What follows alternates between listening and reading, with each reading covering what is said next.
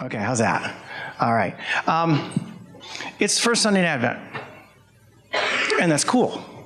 When I was a little kid, my mom would put a thing up on the wall, and each day you'd turn it over. And actually, we still do that. And our kids are out of the house, but we're still planning on doing that. And each day was the first, the second, the third, and you get your way to a Christmas, and it was so exciting. Because when you were a kid, Christmas was everything. I mean, it really was everything. I mean, it's like you got into this spirit of Christmas. Everything was wonderful, and there was nothing better than Christmas. And, I really have that Christmas spirit today. Actually, I don't. And honestly, ever since I was 8, maybe, I don't think I've had it like that. When you see a kid laughing and happy, they're like, their whole life is happy and everything's wonderful, and I remember having the Christmas spirit. I remember back then. Now, partly it was because the Christmases were so far apart. I mean, I know they were a year apart, but when you're 5, a year is a fifth of your life. That's forever. When you're almost 60 like I am, a year is a 60th of your life. So my theory is, with absolutely no data, that a year seems as long to a 5-year-old as 10 years seems as long to a 50-year-old. It's 1/5 of your life. And now they just come up, Christmas, just like that, But when you were a kid, they were special. Now, I will tell you my most prominent Christmas memories, whether you want to know or not. Okay, I remember in first grade, me and my brother and 2 sisters were upstairs, and as Christmas morning came up at some ungodly hour, we all got together, and for some reason the girls were holding Jeff's eyes closed, wouldn't let him look. He was a year older than me. We came down the stairs, and right in front of the tree was a brand new bike. He was so excited. Fast forward a year. It's Christmas. My sisters put their hands over my eyes, said, "You can't look." I knew it was a bike, and it was. It was a bike. It was a Saturn AMF Roadmaster. It was the coolest bike in the world. And it was cool. And the third day, I had a Jay Serber fell and broke the light on it. I've never forgiven Jay for that. But he fell on my bike and broke the light, and it wasn't perfect anymore. But of all my years of childhood, that's the only present I remember. I think about that. That's the only present I got plenty of presents. We went to my grandma's and got 10,000 presents. It just kept coming and coming and coming.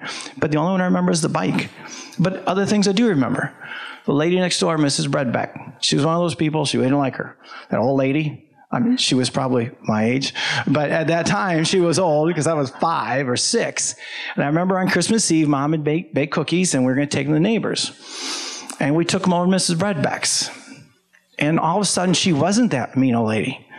Once I actually talked to her, she wasn't a mean lady at all. She was actually nice, and we were probably just being jerks. I don't know. But I remember thinking, this is really cool. Now, I was 5, and I remember that over all the presents. I remember when I was 7. I know I was 7 because I went to Jefferson Elementary. I only went there 1 year, and we made angels for the treetops. Mine was beautiful. I was 7, I'm sure it was.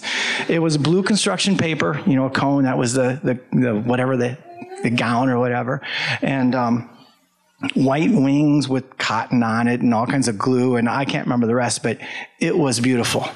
And I knew Mom was going to love it. I knew she was going to take it and put it on the top of that Christmas tree.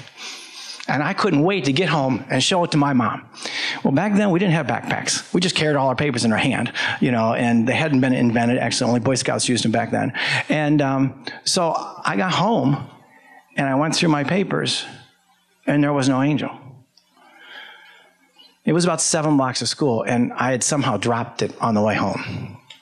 When my sister Kathy was home, we walked both ways, there and back, looking everywhere. Never found it. I wasn't so disappointed because of the angel, but I knew Mom was going to love it. Those are the memories I remember. That was something I was going to do for my mother or Mrs. Bredbeck. Those are the memories, not the bike. All right, it was for Mom. And I think she was okay with it, but it's probably best. She probably actually took it and threw it away so she wouldn't have to put it in the tree. But, yeah. But, those moments, I'm really having trouble with this, Katie. These moments are not what we plan for when we plan for Christmas. I mean, we fret about getting someone just the right thing. Or, okay, I got 6 grandkids. I got to spend $37.50 on each, or whatever it is. You try to get it just right. I'll give them a gift certificate, Toys R Us. You fret about that, and sometimes presents we get because we should. Your boss, your neighbor, the friend you don't like, whatever. But you feel you should. And sometimes, by the way, if you ever get a Chili's gift card from me, every year before Christmas, I go to Chili's to get about 6 gift cards. In case someone gives me a present, I didn't give them one. Oh, I have one for you. So that's what that is. It works. You should think about that. But I just gave away my secret, though. But sometimes we really want it. We don't just do it because we should. Sometimes we want to. I remember years ago when we were first married, I was going at one of those women's clothing stores trying to find the perfect sweater for Mary. And I have since given up doing that because I have no taste. One time she even told me, get me that one, and I still got the wrong one. But I was going through Kohl's or Macy's or something, and I went there and I said, I want to get a sweater for my wife. What size is she? I said, I don't know. And so I found a sales girl. I said, she's the same size as you, and okay, I'm whatever size. And she goes, Mrs., ladies, petites, juniors. I have no idea what any of those things are, and I still don't even said the right words, but I remember thinking, I just want a sweater that she'll like, and it was, I don't know. I still don't know. You go and get a guy's shirt, you go in the guy's department, you buy a shirt. You get something for a girl, and there's 15 different departments, and they all sell shirts or blouses or whatever you call them, or sweaters. And so many times we worry about getting that perfect gift, and really, I'll guarantee she doesn't remember that sweater I got her. Now, I'm not saying don't try to get a good gift. I do remember one she got me. We had no children. It was somewhere in the 80s, and I opened up, it was a CD player. Sounds nothing. You have no idea. When CD players first came out, they were $1,100. $1,100. I remember went to Jameson Stereo and said, I just want to hear one. It was the most amazing thing I ever heard. Well, she didn't pay $1,100, but they kept coming down. And one time I opened up, and there was a CD player, and it was way beyond our budget, but she did that. And I do remember that. It was something that she wanted me to have, and it was great. So I'm not saying all presents are wasted, but we do spend a lot of time trying to get the right one, and those probably aren't all the memories we have.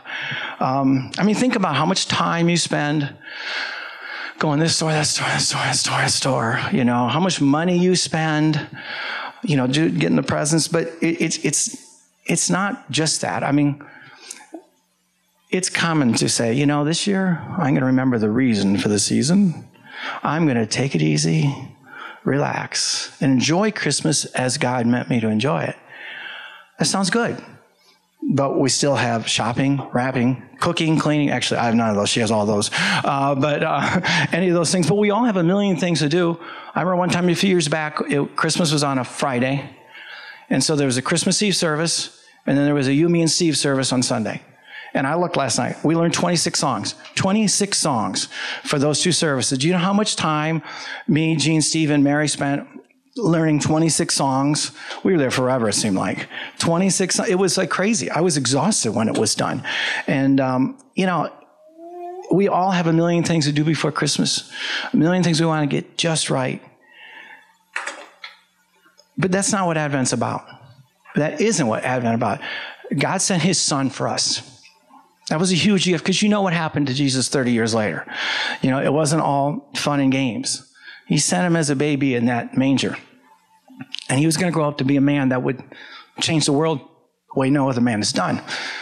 And take an ending that none of us want to have. It was a huge sacrifice. It wasn't about getting the best deals. Again, I'm not criticizing that. We all want to get presents for people we care about, so I'm not saying don't do that. But this Advent teaching, or this series called Advent Conspiracy, in the next 3-4 weeks, Teresa, Pastor Gene, and Pastor Bob will be speaking about worship fully, spending less, giving more, and loving all, which are the 4 ideas behind this. Scott, why don't you show that right now? It's about a 2-minute video here.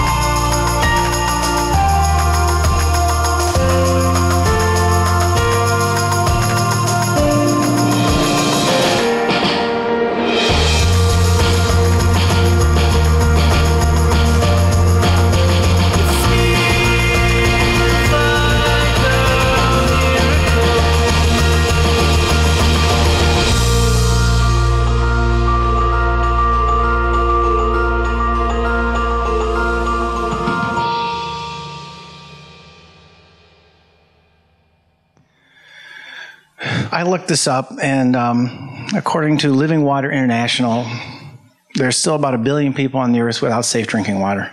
Either they don't have it or they walk 7 miles to get it or whatever.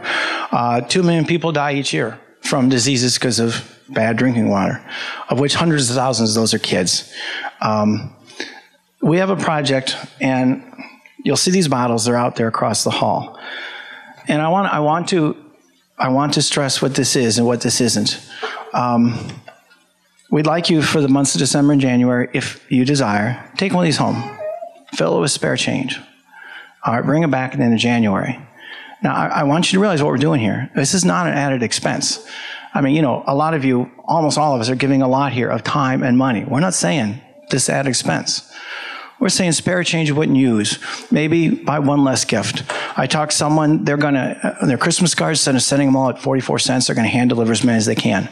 Well, 10 cards is $4.40. Put it in there. Okay, it's just simple things like that. One woman I know, she stops at McDonald's every morning, gets a large Diet Coke, costs her $1.07. So one day a week she's going to not get that Diet Coke. I think she's go down to the teacher's lounge and steal a cup of coffee from them. But she'll give up that cup of that Diet Coke each day, you know, and it's $1 a week. We can make a difference if we do that. We can give, first of all, if you decide to spend less, you're really going to have your family buy in on this. If all of a sudden Christmas comes, you don't get your husband something he doesn't get in, you know, so you have to be careful on this. And like I said, in the next coming weeks, we're going to talk in detail about it. But think about it.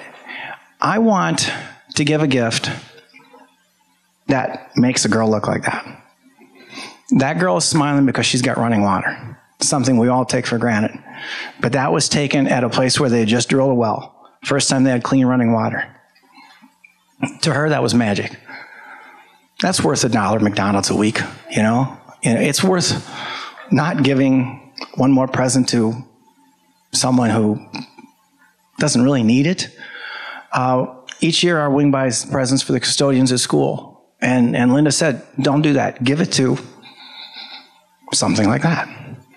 That's what I'm asking you to do. I'm not asking anyone to spend any more money. It's not easy times right now.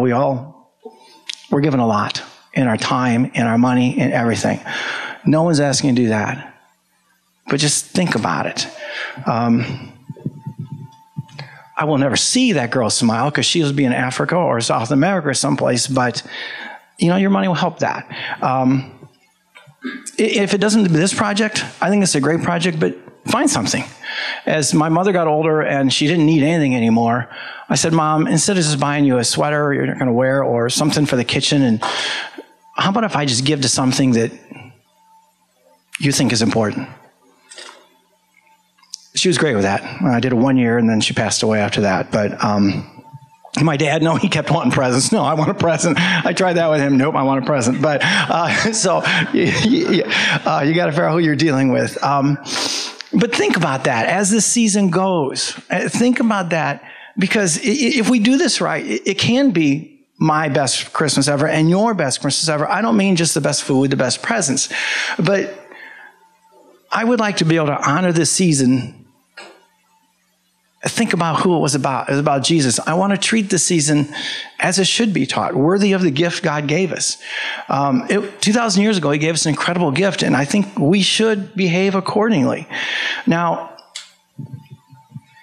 every year you take down the tree. I don't know if you have a real one or a fake one, but every year you take down the tree somewhere around New Year's.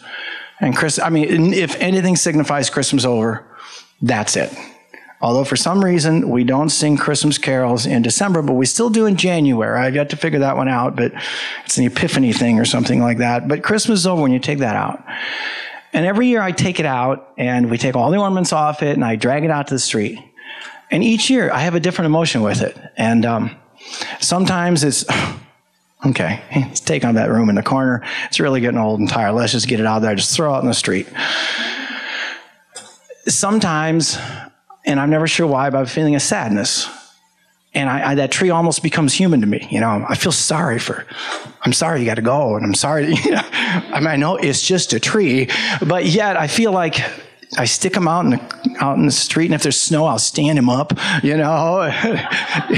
So what I don't usually feel is a feeling of contentment. And that's what I want to feel this year. I want to have that Christmas spirit like I did when I was 6. And I want you to have that Christmas spirit like you did when you were 6. And when I take that Christmas tree out this year, if I feel like this Advent and Christmas season was really worth it, and it made a difference, and I and us and everyone did something of value and really honored the gift God gave us, I'll still be sad taking that tree out. But it'll be a nice sad. There are nice sads. And you know what? It will seem like forever till next Christmas, just like when I was a kid.